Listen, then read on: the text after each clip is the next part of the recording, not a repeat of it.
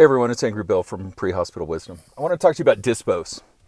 So the word dispose is short for disposition, and it's either a noun or a verb.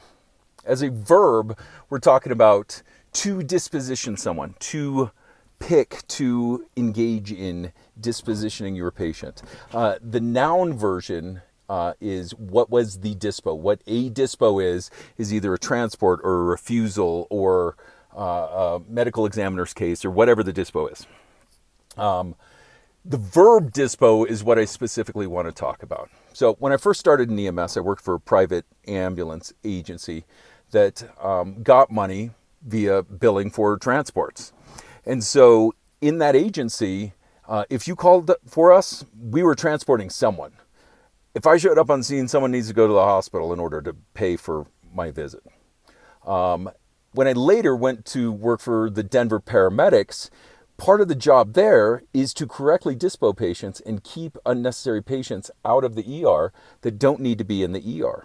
To actually start lowering our transport load and lowering the patient census in the ED via our actions, via not taking people to the hospital that don't need it. To the point that there even used to be something called a paramedic-initiated refusal, which is where the paramedic is saying, nah, you're not going to the hospital with me. So it was a big culture change from the private agency to the Denver paramedics because I didn't have those skills. What eventually happened is you develop those skills, but sometimes probably a little bit too far in one direction or another. Like what I had to eventually realize is that my self-image, my job, my year-end bonus, none of that relates to my dispo rate, right? I don't get anything extra for dispoing patients. So what I actually need to aim for is informed decision making. I need to help patients make the right decision as a patient advocate in a patient-oriented way. Tell patients what the correct decision is and then help them make that choice. That's a better way to go about it and a lot safer for me in a litigation sort of way, right? So the trick that I use now is a handy one, and it's what I want to talk to you about. One of the easiest ways to dispose someone is to use the phrase, if it were me. You use the phrase, if it were me, and then tell people your good advice. Tell people what you would do if it were you. If it were me, I'd get a friend to take me to the urgent care and get some stitches in that. If it were me, I'd want the ambulance to take her to the hospital so that way the paramedics could keep an eye on things. If it were me, I'd ignore it, go home and drink whiskey until I sent inappropriate texts and fell asleep on my couch.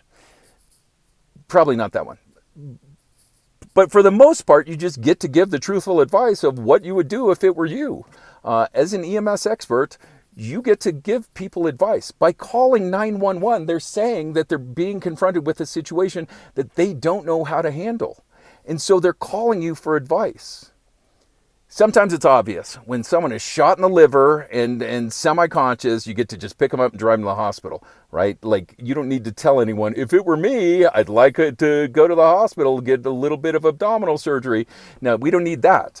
But in those cases where dispo is warranted, you dispo the patient by saying, if it were me, and then giving that good advice. That's the trick that I'd tell you. Try it out. Try giving people advice in that patient-oriented, patient advocate sort of way. If it were me, tell them what you would do. So, if it were me, I'd like, subscribe, share, get the word out. This is Angry Bill for Pre-Hospital Wisdom. Until next time, stay safe.